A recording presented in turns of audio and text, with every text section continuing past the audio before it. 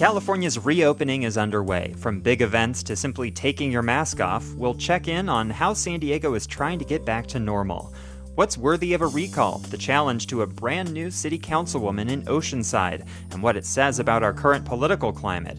And a racial reckoning for biotech, the push to build a more inclusive life sciences industry in California.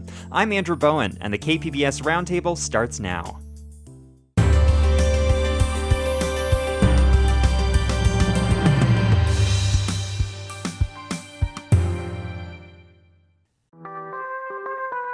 ¿Qué onda, friends? In this edition of Port of Entry, we are telling the story of Charles and Giancarlo, two compadres who recently put together a graphic novel titled The Fracture.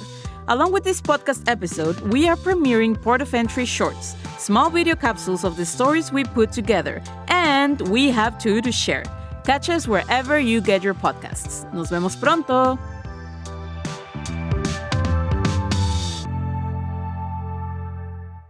Welcome to our discussion of the week's top stories. I'm Andrew Bowen. Joining me on this remote edition of the KPBS Roundtable are KPBS health reporter Matt Hoffman, KPBS North County reporter Tanya Thorne, and San Diego Union Tribune biotech reporter Jonathan Wozen.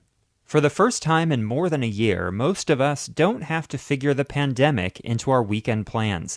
The state's COVID-19 restrictions ended Tuesday, allowing businesses to operate at full capacity. The change also comes as big crowds arrive in Torrey Pines for the major U.S. Open golf tournament. KPBS health reporter Matt Hoffman had a busy week of reopening coverage, and he joins us with an update on how things are going so far. Welcome, Matt. Hey, Andrew. Let's start with your most recent story for KPBS on the U.S. Open at the Torrey Pines golf course. Did the loosening of restrictions in California change anything for the event organizers or for fans who were in attendance? So championship golf is back at Torrey Pines for the first time since 2008. But if you were there in 2008 or you saw it on TV, it is going to look a little bit different. You know, this is considered, they're expecting only to have up to 10,000 people per day. And we know that that's considered an outdoor mega event by state guidelines. It asks for them. And what they are doing is asking everybody if they have been vaccinated. They're able to do verbal attestation for that. If they say no, then they have to require proof of a negative test result within the last 72 hours. So things are a little bit more scaled down. There's a lot less food and beverage, but a lot of fans say that they really like it a lot more. One kind of unusual restriction, they say it's to protect the players and everything, is, this year, no autographs from the players, no selfies, no fist bumps or high fives as they're walking by on the course. So you spoke with people out there about the end of the pandemic restrictions and how attending a big event like this might have been in jeopardy without the progress that we've made against the pandemic over the past few months. Tell us more about what they told you.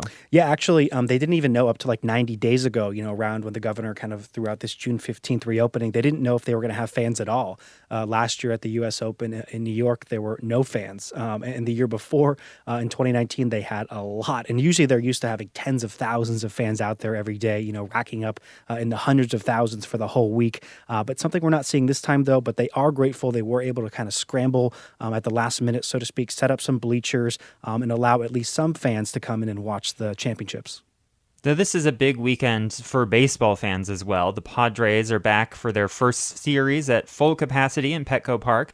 Will there be any lingering reminders of the COVID era, or is it mostly just back to normal there?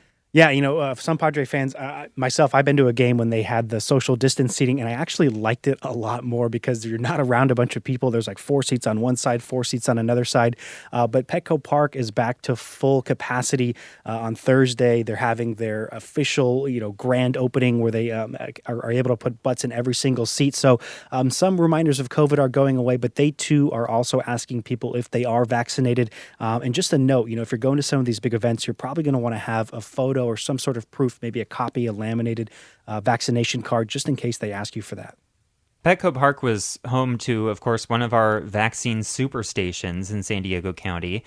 It's closed now, of course, but you reported this week that the plan is to phase out all of those larger vaccination sites that are currently still operating.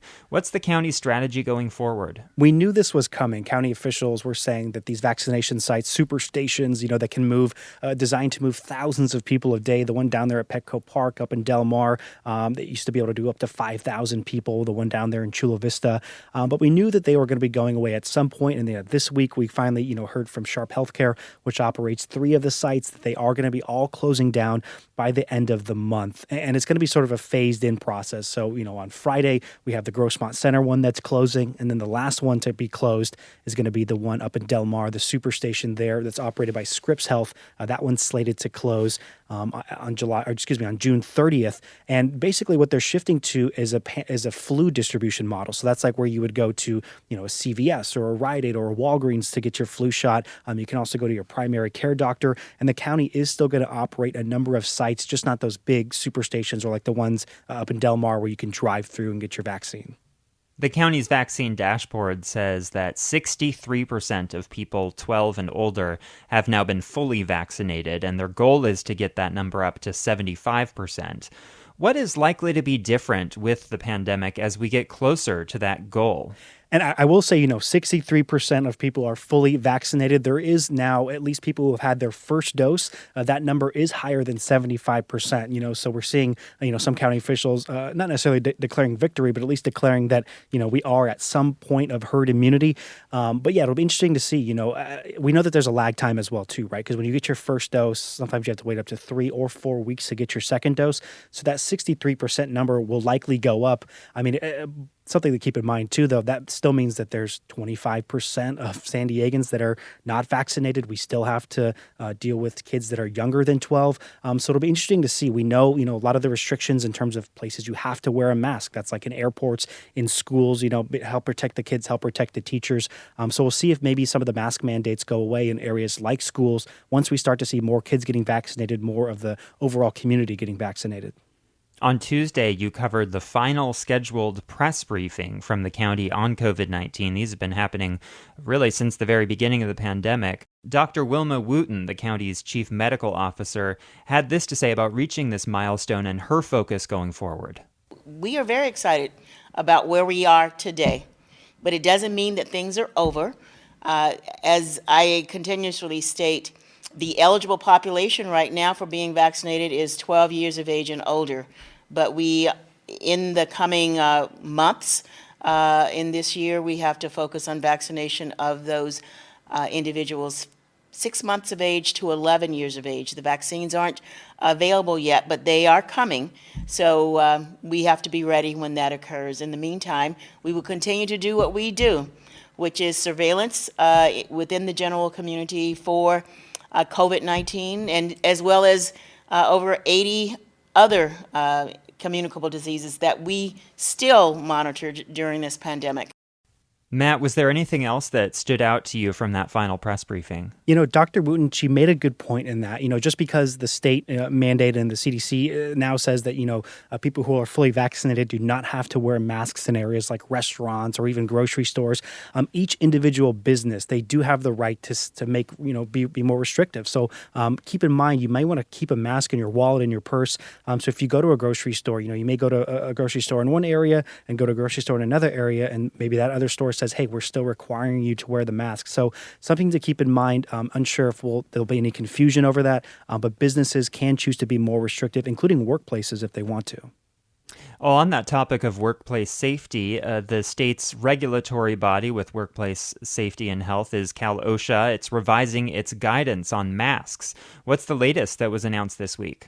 Yeah, so Cal OSHA basically aligned themselves with the CDPH, with the CDC guidelines that says if you are vaccinated, you do not have to wear a mask in the workplace. Those workers up until Thursday were supposed to keep those masks on according to the employment law, but we know that's been changed, and we were going to have to wait until about the end of the month, the 27th, 28th, for that to go into effect. But we do know that Governor Gavin Newsom has signed an executive order basically speeding up that process. So, as of now, fully vaccinated workers are no longer required to wear masks at work. And now we do know that employers, if they want, they can be more restrictive. Well, Matt, thanks for your great reporting on this and many stories on COVID and other health stories to come, I'm sure. I've been speaking with KPBS health reporter Matt Hoffman. And Matt, thanks for joining us. Thanks, Andrew. ¿Qué onda, friends? In this episode of Port of Entry, we wanted to share the live event experience we hosted together last year as part of the World Design Experience with special guests Charles Glaubitz and Giancarlo Ruiz. You don't want to miss this 2-part episode of our live event. Catch us wherever you get your podcasts. Nos vemos pronto. With the pandemic largely behind him, Governor Gavin Newsom will be turning his attention to the recall campaign that will play out this summer.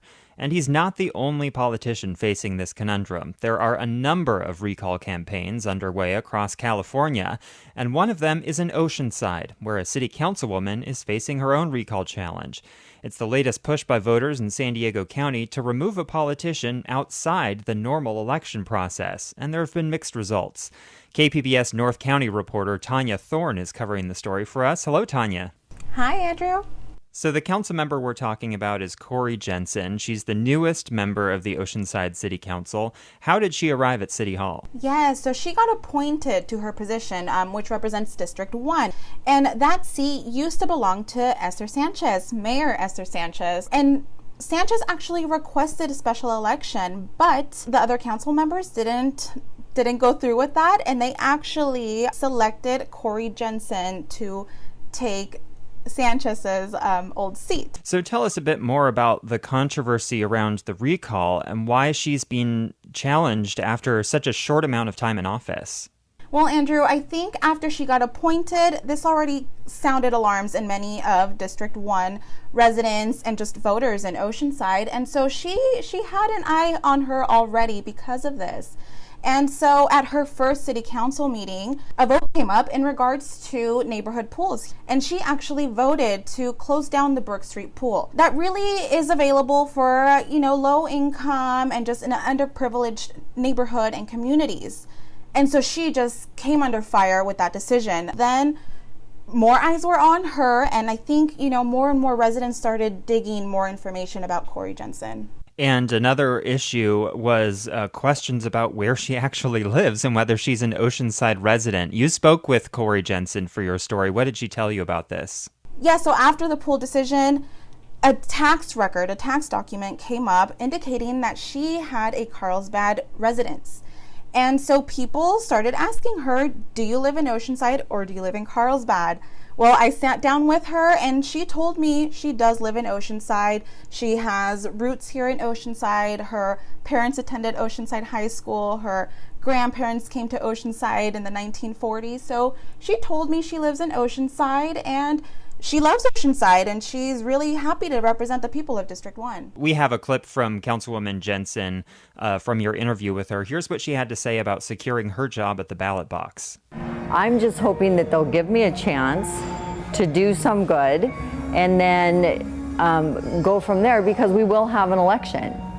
And if I do a good job and I run for election, hopefully I'll get my position back. Now, to Councilwoman Jensen's point, there is an election happening next year. Why is this group, which we should say is called Let Oceanside Vote, why is this group backing the recall petition not happy with just waiting until the next election? Well, I think after the residents' suspicion, then, people just really want their voice heard. They want somebody from District 1 or that has a record of servicing District 1 to be the one representing that community. And so they really, from what I've heard, they really don't feel like Corey Jensen is that person. And so her term lasts until November 2022. But, this group, and I think, residents that are signing the recall, I think they want an election. They want somebody that's going to represent them and that they can choose and have their voice heard. What more can you tell us about Councilwoman Jensen's politics and what her goals are for the Oceanside City Council?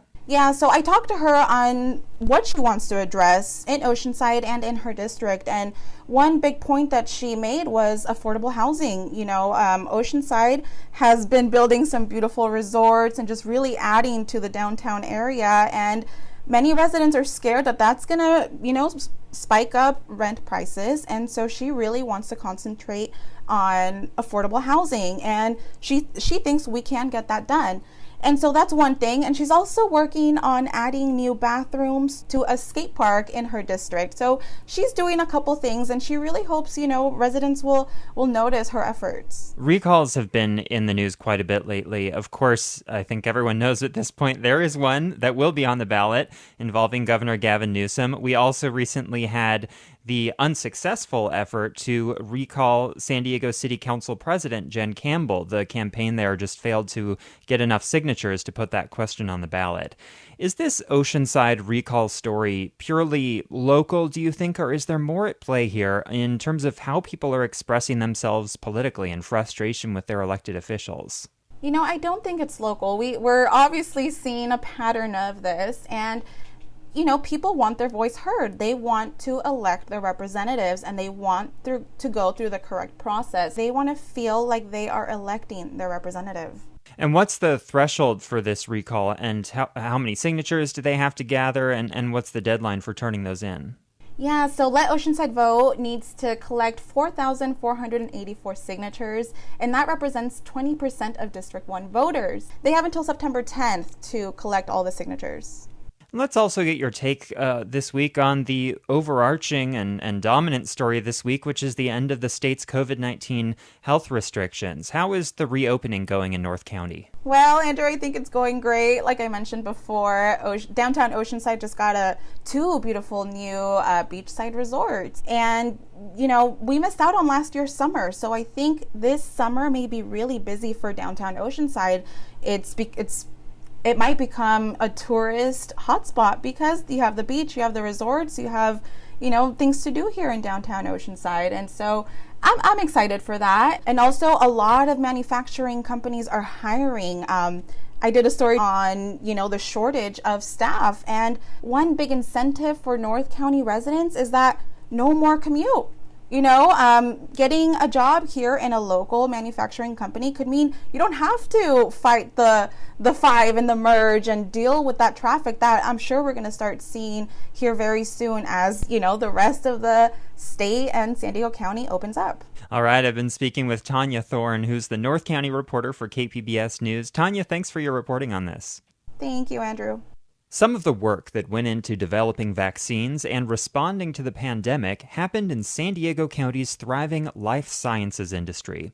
The past year has elevated the field and the people within it, and now there's an effort to deal with racial inequities that persist. Staffs are largely white and male, even in a state like California. Jonathan Wozing covers biotech for the San Diego Union Tribune and has more on the tangible steps being taken to close that gap. Hello, Jonathan. Thanks for having me. So this effort is all coming from an umbrella organization called Biocom California, which is based in San Diego. Tell us more about this group and what this pledge is that it announced this week. Sure. So Biocom is a trade group. Essentially, they represent and they lobby on behalf of the biotech industry. The pledge that they announced on Monday was a pledge to promote a more diverse, equitable, and inclusive environment. And they talk in there about this not just being a smart business decision in terms of having a more diverse workforce, being a more innovative workforce, but they also say, fundamentally that it's the right kind of thing to do. So they talk about making their own board of directors more diverse. They talk about taking the lead in issuing regular reports and surveys in terms of how the industry is doing, sharing information among companies when it comes to how to implement certain diversity programs. So they go through things that they'll do, and then they invite companies that are affiliated with Biocom to also publicly pledge to attract and promote diverse teams. So 1,400 life science companies are involved with Biocom. Does that include, I assume, large companies, small companies, any names people might recognize? Oh, yeah. So Illumina, which is the biggest biotech company in town and also happens to be the world's leading supplier of genetic sequencing equipment. Gilead, California company that currently is using remdesivir, which is an antiviral that's being used as a COVID-19 treatment. That's on that list. Dexcom, a San Diego-based company that sells glucose monitoring devices for people with high blood sugar. And then a whole bunch of companies, big, medium, and small, including many that a lot of folks may not have necessarily heard of at this point. You break some of the numbers down in your story with regards to diversity in this field. Which groups are the most underrepresented, and how far do we have to go? Yeah, so I can tell you how it looks here in San Diego. We reached out to the San Diego Workforce Partnership last summer to get some better data here. And basically, Hispanic or Latino San Diegans and Black San Diegans are, clearly the most underrepresented in local biotech. So, we're a region that is about 1/3 Hispanic, and the biotech industry is about 16% Hispanic by comparison.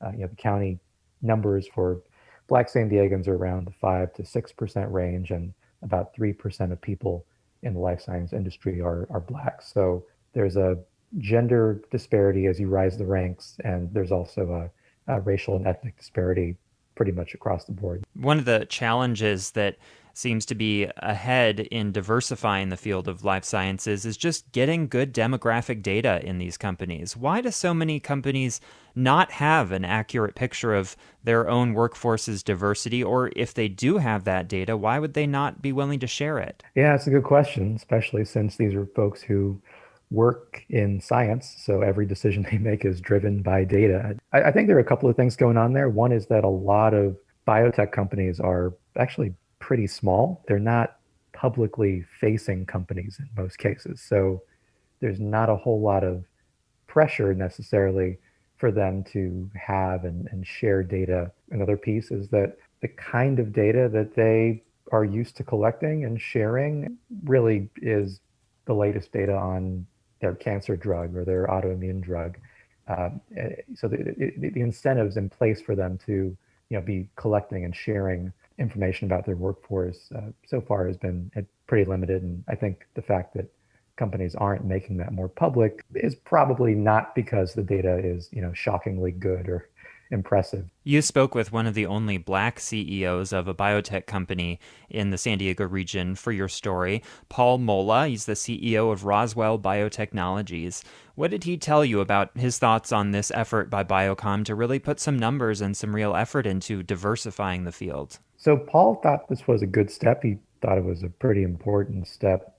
I asked him what he thought about the past year, and there's been a whole lot of talk around diversity, a whole lot of talk about equity, a whole lot of talk around racial justice, and I asked him if he had seen anything tangible come out of that, and he said not yet, at least not within the life science industry itself. But he felt that this type of public pledge, especially coming from Biocom, was going to be part of taking that next step from saying the right things to doing the right things. So he thought it was a good step. He's as of a couple of weeks ago now part of the board of directors for Biocom. So he's going to be one of those voices, I think, keeping them honest. Now, you're not just a journalist, Jonathan. You also hold a PhD in immunology from Stanford University. Have you ever personally experienced or witnessed examples of racism or discrimination in the field of life sciences?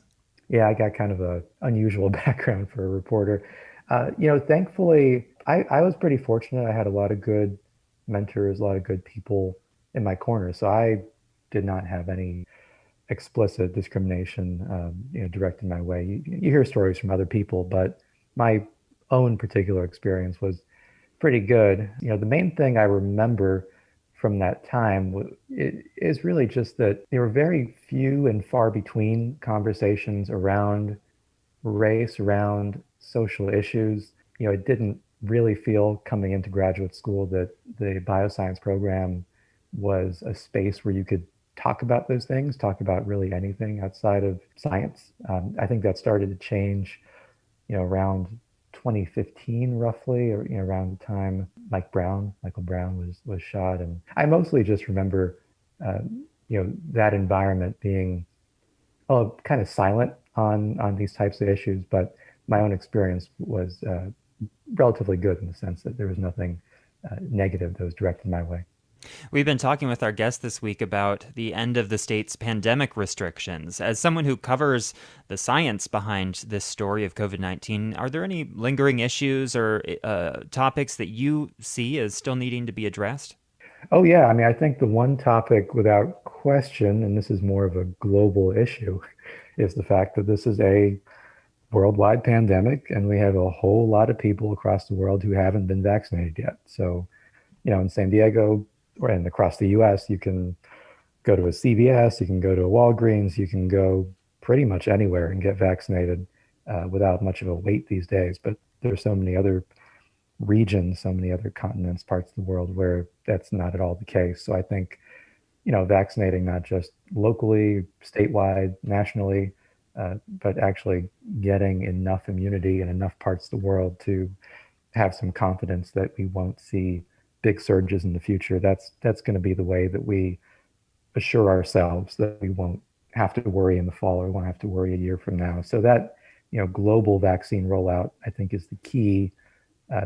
Obviously there are new variants that people are hearing about here and there, but the bottom line is that the vaccines that are available right now are surprisingly effective, maybe to different degrees, but especially effective when it comes to keeping people from getting really, really sick. So the global vaccine rollout, I think maybe another related topic is that no matter what, every scientist I've spoken to expects the coronavirus to be around for the long haul. They don't expect this virus to go away. So in addition to vaccines, there's been a lot of awareness that we're going to need more treatments, better treatments, and easier to take treatments. So ideally, a pill versus something that you have to get through an IV drip. And we just heard on Thursday, the Biden administration commit to spending $3 billion in the coming years to develop new antiviral treatments. So, this week was a good week for California, but I think we do have to pay attention to the global picture of the pandemic as we go forward. I've been speaking with Jonathan Wozen, biotech reporter for the San Diego Union Tribune. Jonathan, thanks for joining us. Anytime.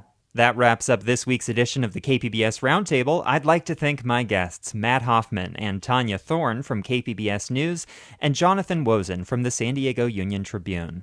If you missed any part of our show, you can listen anytime on the KPBS Roundtable podcast. I'm Andrew Bowen. Thanks for listening, and join us next week on the Roundtable.